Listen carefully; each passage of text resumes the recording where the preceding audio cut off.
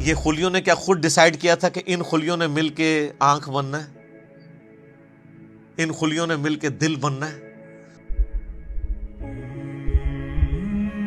Organise ہوئے نا، اور پھر سارے خلیے آرگنائز ہو کے ایک کامن فنکشن پرفارم کر رہے ہیں۔ دل کا فنکشن گردے نہیں پرفارم کر سکتے، گردوں کا فنکشن آنکھیں نہیں پرفارم کر سکتی، آنکھوں کا فنکشن جو ہے وہ ہاتھ نہیں پرفارم کر سکتے۔ انسان کو تو پتہ ہی نہیں اس کے اندر کیا کچھ ہے۔ تو یہ بنیادی بات ہے کہ اس اللہ کی عبادت کرو جس نے تمہیں پیدا کیا ہے، اور جتنے اگلے بھی گزرے ہیں ان کو بھی اسی نے پیدا کیا ہے۔ اس سے ڈر جاؤ، اس اللہ سے ڈر جاؤ جس نے تمہیں تمہاری مرضی کے بغیر پیدا کیا ہے۔ جو تمہیں تمہاری مرضی کے بغیر پیدا کرنے پر قادر ہے وہ تمہارے ساتھ کچھ بھی کرنے پر قادر ہے، اور اگر وہ تمہارے لیے کچھ ڈیسیژن کر لے گا پھر کوئی تمہیں بچا نہیں سکتا۔ یہ ہے اصل میں اس کا فارم۔ ڈر جاؤ، لعلکم تتقون، تاکہ تم ڈر سکو۔ الذی جعل لکم الارض فراشا، وہی اللہ ہے جس نے اس زمین کو تمہارے لیے بچھونا بنایا ہے۔ والسماء بناء، اور آسمان کو چھت بنایا ہے۔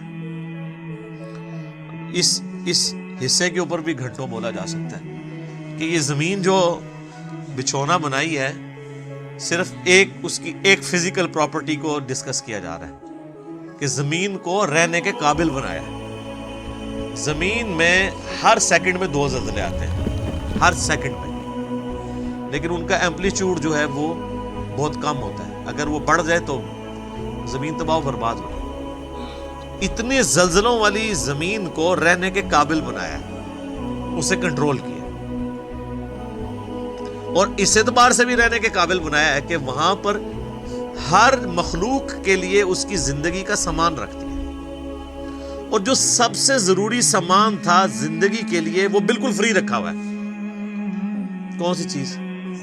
آکسیجن۔ پانی تو پھر بھی بندہ کچھ گھنٹے کچھ دن بھی نکال سکتا ہے، آکسیجن 1.5-2 منٹ سے زیادہ کوئی نہیں نکال سکتا، بالکل فری رکھے۔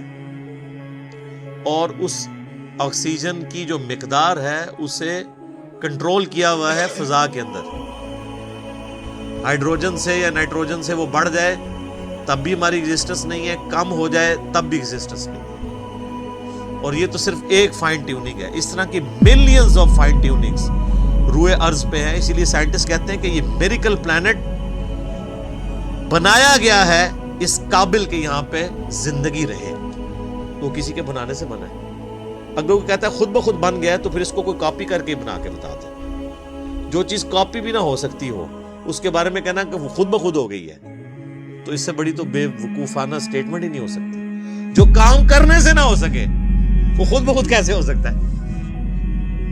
خود بخود تو وہ کام ہو سکتا ہے نا کہ جو یعنی کرنے سے ہو بھی جائے۔ زمین و آسمان کی ساری مخلوقات مل کے ایک بیج نہیں بنا سکتی کہ جسے ہم مٹی میں بوئیں اور وہ 6 ارب گنا بڑا درخت بن جائے۔ لوگ تو کہتے ہیں جی مٹی کی تو کوئی قیمت ہی نہیں ہے۔ میں کہتا ہوں سونے کی کوئی قیمت ہے۔ سونے میں بیج ڈالا جائے تو وہ درخت نہیں بن سکتا۔ اگر مٹی دنیا پہ نہ ہو تو سونے کو چاٹنا ہے کسی نے، اور سونا نہ ہو تو پھر بھی دنیا چلتی رہے گی۔ یہ مٹی جو اللہ نے رکھی ہے دیکھنے کو حقیر چیز ہے، لیکن اس میں ہم بیج بوتے ہیں، اور سر وہ بیج جب نکلتا ہے اور درخت بنتا ہے، اس درخت کا سائز، اس کے پھولوں کے لگنے کی ٹائمنگ، اس کا پھل میں کنورٹ ہونا، پھلوں کے پکنے کی ٹائمنگ، پتوں کی شیپس، ان کے سائز، پھر ایک ایک پتے تک پانی کا پہنچنا زمین سے، یہ تو انسان پریشان ہو جاتا ہے۔ ایک درخت تو بہت بڑی بات ہے، ایک بیج نہیں کوئی بنا سکتا، اور کوئی یہ کہے کہ خود بخود بن گیا، تو اس سے بڑی بیوقوفی کسی کی کیا ہو سکتی ہے؟ دنیا کا کوئی بیوقوف انسان بھی ایک بال پوائنٹ کے لیے ماننے کے لیے تیار نہیں خود بخود بن جائے، کیونکہ یہ ایک مینیجیبل چیز ہے، الٹپ نہیں ہے، ایٹ رینڈم نہیں ہے۔ تو زمین کو اس نے تمہارے لیے بچھونا بنایا ہے، والسماء بناء، اور آسمان کو چھت بنایا ہے۔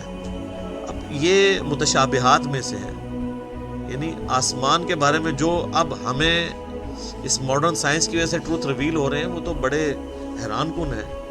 یعنی آسمان کی جو لیئرز ہیں، آسمان تک پہنچنے کے لیے جو اللہ تعالیٰ نے لیئرز رکھی ہوئی ہیں، ان کے لیے بھی آسمان کا لفظ استعمال ہو سکتا ہے. اسٹریٹوسفیئر ہے، پھر ٹروپوسفیئر ہے، پھر اوزون کی لیئر ہے. یعنی سورج سے ملینز آف ایمپلیٹیوڈ کی مختلف ریز دنیا میں آتی ہیں، لیکن زمین کی جو ہماری رہنے کی سطح ہے اس میں سے چند ایک پہنچتی ہے. 99.99% یہ آسمان کی جو لیئرز ہیں اس کی وجہ سے ریپیل ہو جاتی ہے، کچھ ارتھ میگنیٹک فیلڈ کی وجہ سے ریپیل ہو جاتی ہے، ورنہ وہ ہارمفل ریز نیچے آ جائیں تو بیماریاں ہیں. یہ جو کہتے ہیں اوزون لیئر کے اوپر ایک شگاف ہے، اس کی وجہ سے سکن کینسر کا خدشہ ہے ان علاقوں میں جہاں پہ وہ ڈائریکٹ ریز آتی ہے. تو یہ آسمان کو ایک بڑی مضبوط چھت بنایا ہے اللہ تعالیٰ نے. آسمان حفاظت کا ذریعہ ہے. یہ اللہ کی قدرتیں ہیں جی، اس پہ اب کتنی دیر بولا جائے. میرے اس پہ کئی ایک لیکچرز ہیں، وہ آپ دیکھ لیں ورنہ تو ٹاپک بدل جائے گا. وَأَنزَلَ مِنَ السَّمَاءِ مَاءً، اور آسمان سے اس نے پانی کو نازل کیا. فَأَخْرَجَ بِهِ مِنَ الثَّمَرَاتِ، پھر اس کے ذریعے پھل اگائے تمہارے لیے، رِزْقًا لَكُمْ، تمہارے رزق کے طور پہ. اچھا یہ ساری باتیں بنیادی ہیں. کوئی دنیا کا انسان نہیں ہے جو کہ یہ چیزیں میری آبزرویشن میں نہیں ہیں. قرآن چونکہ پوری انسانیت کے لیے، لہٰذا اس میں بالکل ڈیٹم لیول کی بنیادی باتیں ڈسکس ہوں گی جو ہر بندے کے ایکسپیرینس میں، نالج میں ہوں. یہ جتنی باتیں آ رہی ہیں کہ تمہیں اللہ نے پیدا کیا، تم سے اگلوں کو پیدا کیا، سب کے ایکسپیرینس میں ہے. اللہ تعالیٰ نے زمین کو رہنے کے قابل بنایا ہے، آسمان کسی انسان نے بنائی ہے. انسان تو ہمیشہ سے آبزرو بھی کر رہا ہے اسے.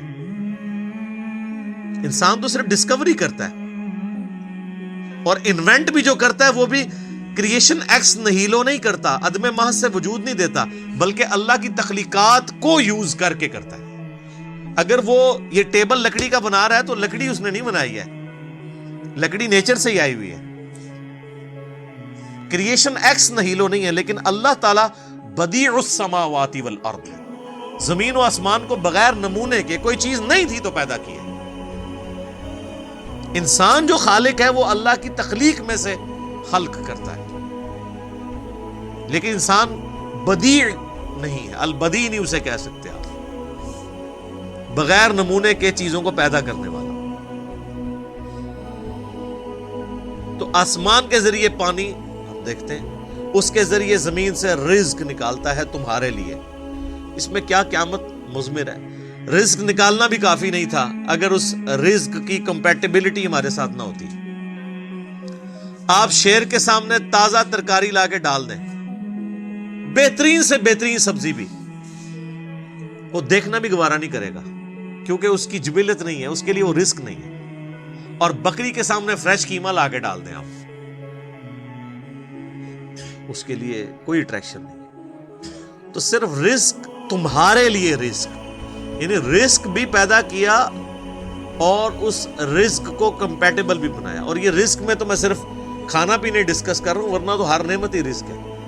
سب سے اہم ترین رزق آکسیجن ہے جو ہم انہیل کرتے ہیں، جس کے بغیر ہم 1.5-2 منٹ سے زیادہ زندہ ہی نہیں رہ سکتے. وہ سب کے لیے فری رکھتی ہے اللہ نے، کوئی اس کے اوپر ٹیکس نہیں ہے، کوئی آپ کو خریدنا نہیں پڑے گا، یہ آپ کے لیے فری ہے.